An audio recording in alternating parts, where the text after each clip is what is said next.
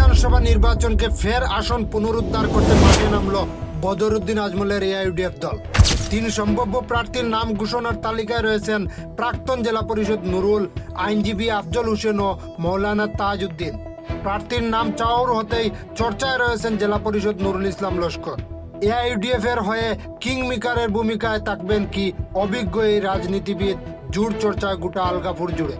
আসন্ন বিধানসভা নির্বাচনে ফের আলগাপুর কাটলিছড়া আসনে পুনরুদ্ধার করতে মরিয়া হয়ে উঠেছে কেন্দ্রীয় এআইইউডিএফ এর নেতৃত্ব।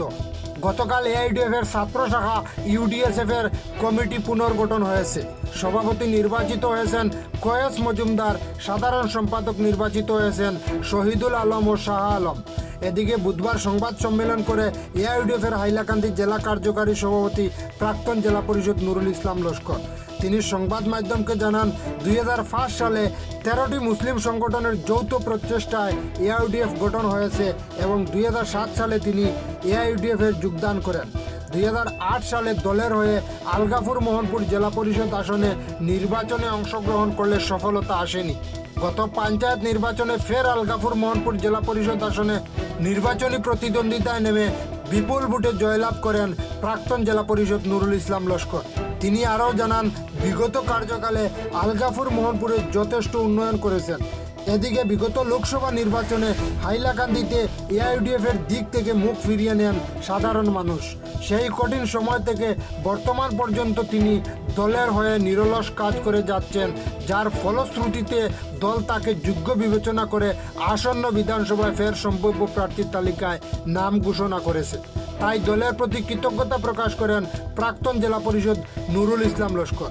তিনি আরও জানান, এবারে বিধানসভায় দল যদি তাকে যোগ্য বিবেচিত করে টিকিট প্রদান করে তিনি নির্বাচনে অংশগ্রহণ করতে সম্পূর্ণ প্রস্তুত, কিন্তু দলের বাইরে কাউকে উড়িয়ে এনে টিকিট প্রদান করা হলে তিনি কখনো গ্রহণ করবেন না বলে সাফ জানান প্রাক্তন জেলা পরিষদ নুরুল ইসলাম লস্কর। তাছাড়া দল যদি 2 সম্ভাব্য প্রার্থীর নাম বিবেচনা করে কাউকে টিকিট প্রদান করে তিনি দলের হয়ে কাজ করবেন বলে জানান। এদিকে দলের প্রার্থীর নাম ঘোষণা হতেই আলগাপুর কাটলিছড়া আসনে বিভিন্ন স্থান থেকে ফোন যুগে শুভাকাঙ্ক্ষীদের শুভেচ্ছায় ভাসছেন। একথা আগামী বিধানসভা দলের সবুজ সংকেত পেলে কর্মীদের নিয়ে ঝাঁপিয়ে পড়বেন আলগাপুর কাঞ্চনপুরের প্রাক্তন জেলা পরিষদ তথা আমসুর প্রাক্তন ছাত্রনেতা নুরুল ইসলাম লস্কর।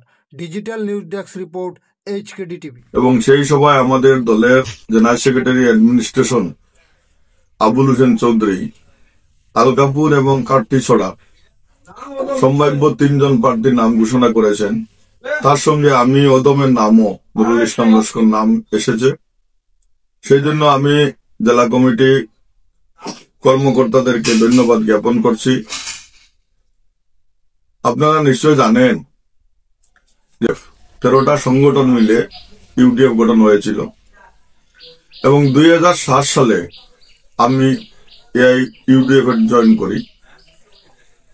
এটা অনেক লম্বা ইতিহাস, তবু আমি সংক্ষিপ্তভাবে 2-4টি কথা তুলে ধরার চেষ্টা করব, যেহেতু আমাকে প্রার্থী হিসাবে একজন ক্যান্ডিডেট হিসাবে আমার নামও এসেছে। সেই হিসাবে 2007-8 সালের পঞ্চায়েত নির্বাচনে এআইইউডিএফ এর পক্ষ থেকে আমাকে আলগাপুর মোহনপুরের জেলা পরিষদের প্রার্থী দেওয়া হয়েছিল এবং সেই নির্বাচনে আমি জয়ী হয়েছিলাম, কিন্তু একটা কারচুপির মাধ্যমে আমাকে হারানো হয়েছিল। সেই কারচুপি আমি মেনে নিতে পারিনি। আমি মহামান্য জেলা জজে, ডিস্ট্রিক্ট জজে আমি ইলেকশন পিটিশন দায়ের করেছিলাম এবং হাইলাকান্দির ইতিহাসে ভোট গোনা হয়েছিল। আমার জেলা পরিষদে প্রায় 17 দিন ভোট গোনা হয়েছে, কিন্তু সেই সময় আমার একটা আক্ষেপ ছিল যে আমার দলের পক্ষ থেকে আমার দলের জেনারেল সেক্রেটারি, দলের প্রেসিডেন্ট বা অন্যান্য যারা ছিলেন তখনকার সময় কেউ আমার সঙ্গে সহযোগিতা করেননি। এরপরেও আমি একা এই কোর্টে প্রায় 3.5 বছর লড়াই করে ভোট গণনা হয়েছিল ভোটের কারচুপির ব্যাপারে। এরপরেও আমি 102 ভোটে আমার হার হয়েছে কোর্টে, সেটা আমি মেনে নিয়েছি। সেই থেকে আজ অবধি আমি এই দলে আছি। গত পঞ্চায়েত নির্বাচনে আমাকে এই আলগাপুর কাটলিছড়া আলগাপুর মোহনপুর জেলা পরিষদের প্রার্থী দেওয়া হয়েছিল এবং আমি বিপুল ভোটে জয়ী হয়েছিলাম এবং আজ অবধি আমি এই দলে আছি। সেই হিসাবে 2007 থেকে আরম্ভ করে 2025 দলের একনিষ্ঠ কর্মী হিসাবে আমার দলে আমার নাম যে বিবেচনা রেখেছে সেটার জন্য আমি দলকে ধন্যবাদ জানাচ্ছি এবং আমার বিশ্বাস দল আগামীতে যাকেই টিকিট দেওয়া হোক, আরো 2 জনের নাম এসেছে, আমাদের দলের সভাপতি অ্যাডভোকেট আফজল হোসেন লস্কর এবং আমাদের প্রতিষ্ঠাতা সভাপতি মৌলানা তাজউদ্দিন লস্কর সাহেব, উনার নাম এসেছে। উনিও ইউডিএফ এর জন্মলগ্ন থেকে, এবং জেলা সভাপতি আফজল হোসেন লস্কর, উনিও ইউডিএফ এর গত এমএলএ ইলেকশনে দাবিদার ছিলেন। এত বেশি দাবিদার ছিলেন, জোর দাবিদার ছিলেন উনি, কিন্তু পরে টিকিট পাননি উনি। সেই হিসাবে আমরা 3 জনই দলের একনিষ্ঠ কর্মী এবং আমরা দেখেছি যে হাইলাকান্দির মানুষ বা ইউডিএফ দলের কর্মী সমর্থক, জেলা কমিটি হোক, সমষ্টি কমিটি হোক, আঞ্চলিক কমিটি হোক, সকলেরই একটাই দাবি যে আমাদের দল থেকে দলের কর্মী দেখে টিকিট প্রদানের জন্য। কারণ আপনারা এই দাবিটা কেন উঠেছে সেটা আপনারা নিশ্চয় জানেন। আমাদের দলের নির্বাচিত প্রতিনিধিরা বিভিন্ন সময় বিভিন্ন দলে বা দল বিরোধী কাজকাম করেছেন, সেটার জন্য আজকে দলের প্রার্থী, দলের কর্মী হিসাবে দলের প্রার্থী নির্বাচিত করার আগে দলের কর্মী খোঁজানোর যে প্রয়াস যেটা চলছে, সেটা মনে করি আমি একটা ভালো উদ্যোগ, এবং দল যদি এটা বিবেচনা করে নিশ্চয়ই আমাদের দলের প্রতি মানুষের আস্থা ফিরে আসবে। আচ্ছা, আমার একটি প্রশ্ন হচ্ছে যে আপনাকে যে দল একজন প্রার্থী হিসাবে বিবেচনা করেছে, তাহলে আপনি কি প্রস্তুত আসন্ন বিধানসভা নির্বাচনে আপনি একজন প্রতিদ্বন্দ্বী প্রার্থী হিসাবে ময়দানে নামবেন? দেখুন, আমি আমার পরিস্থিতিটা ব্যক্তিগতভাবে আমি আপনাদের মাধ্যমে তুলে ধরছি এবং সেটা আমার নিশ্চয়ই হাইলাকান্দির মানুষ জানেন। আমি প্রথম যে বছর কলেজে গিয়েছিলাম, হাইলাকান্দি শ্রীকৃষ্ণ সারদা কলেজে, তখনই আমি সেক্রেটারি সোশ্যাল ওয়েলফেয়ারে ছিলাম।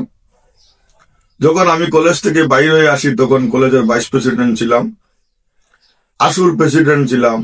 সেই সুবাদে আমি আমার একটা পরিচিতি যথেষ্ট, আমার ছাত্র রাজনীতির একটা ইতিহাস এর সঙ্গে জড়িত আছে। এর পরবর্তীতে আমরা যখন মরহুম শহীদুল আলম চৌধুরীর সঙ্গে ছিলাম, তখন আমি এজিপির অর্গানাইজিং সেক্রেটারি ছিলাম। উনি নেই, পরে আমাদের ইউডিএফ গঠন হয়ে গেল, আমরা ইউডিএফে গিয়ে দলে জয়েন করি এবং সেই 2007 থেকে আজ অবধি ইউডিএফ দলে আছি। সেই হিসাবে আমি দল যদি আমাদের কেন্দ্রীয় নেতৃত্ব যদি ব্যাকগ্রাউন্ড যদি পর্যালোচনা করেন, মানুষের সততা এবং নিষ্ঠা, দলের প্রতি আনুগত্য যদি বিবেচনা করেন, আমি নিশ্চিত দল আমাকে বিবেচনা করবে এবং দল যদি আমাকে বিবেচনা করে এবং প্রার্থী হিসাবে প্রক্ষেপ করে নিশ্চয়ই আমি ময়দানে থাকবো। আর দল যদি বিবেচনা করে না, আমার দলের কোনো কর্মীকে টিকিট দেয়, আমি তার সঙ্গে থাকবো। কিন্তু একটা কথা আপনাদের মাধ্যমে আমি জানিয়ে দিচ্ছি, আমি এক ক্ষুদ্র নগণ্য মানুষ। দল যদি আমাদের দলের সংগঠনের কর্মী বা দলের কর্মী ছাড়া যদি অন্য কাউকে টিকিট প্রদান করে, কিন্তু সেটা আমরা বর্তমান যে সিদ্ধান্ত আমাদের জমিয়ত একটা উইংস, যেহেতু দলের যিনি আমাদের এআইইউডিএফ এর সভাপতি মৌলানা বদরুদ্দিন আজমল আল কাসিমি সাহেব, উনি জমিয়তের সভাপতি। সেই হিসাবে হাইলাকান্দির জমিয়ত হোক বা আসামের জমিয়তের একটা বড় অংশ ইউডিএফ এর সঙ্গে সবসময় আছে। আমাদের হাইলাকান্দি জেলা জমিয়ত, আলগাপুর জেলা মন্ডল সবসময় এই ইউডিএফ এর সঙ্গে আছে। সেই জমিয়তের সভায় সিদ্ধান্ত হয়েছে যে আগামীতে যাকে টিকিট দেওয়া হবে সে আমাদের দলের কর্মী হতে হবে, দলের একনিষ্ঠ কর্মী, এবং যার উপরে মানুষের আস্থা থাকবে সেই ধরনের ব্যক্তিকে যদি টিকিট প্রদান করা হয়, তা আমরা সকলে একসাথে কাজ করব। সেই হিসাবে আমার বিশ্বাস, আর যদি কেন্দ্রীয় নেতৃত্ব আমাকে যদি বিবেচনা করে টিকিট প্রদান করে এবং আমার দল যদি আমাকে যোগ্য প্রার্থী হিসাবে ভাবে, তাহলে আমি ময়দানে থাকবো। আর দল যদি বিবেচনা না করে, তাহলে তো আর প্রশ্নই উঠে না। যাকে দিবে, আমার বারবার আমি বলছি, আমার দলের প্রার্থী যদি কাউকে, দলের কর্মী হিসাবে কাউকে যদি টিকিট দেওয়া হয়, আমরা, আমার আফজল ভাই বলুন, তাজউদ্দিন মৌলানা বলুন, আরো অনেক দলের কর্মী আমাদের দীর্ঘ কয়েক দশক ধরে, প্রায় 2 দশক ধরে দলে একনিষ্ঠ কাজ করছে, তাদেরকে যদি টিকিট দেওয়া হয় তো আমরা ওনাদের সঙ্গে থাকবো। উদাহরণ হিসেবে বলছি, যদি কোনো অন্য কংগ্রেস হোক, এজিপি হোক বা অন্য দল থেকে যদি কেউ এসে টিকিট সেখানে পায় না আর ইউটিউব যদি টিকিট দেয়, সেটা অন্তত আমি, অন্য কেউ মেনে নেব না নেব, আমি কিন্তু মেনে নিব না। আমার একটাই বক্তব্য হচ্ছে, আমাদের দলের পক্ষ থেকে যাকে ক্যান্ডিডেট প্রদান করা হবে আমি তাকে সাহায্য করব, আমি পাই কিংবা অন্য যে কেউ পায়। বিভিন্ন সময় খালি যে টাকা দিয়ে মানুষ খুশ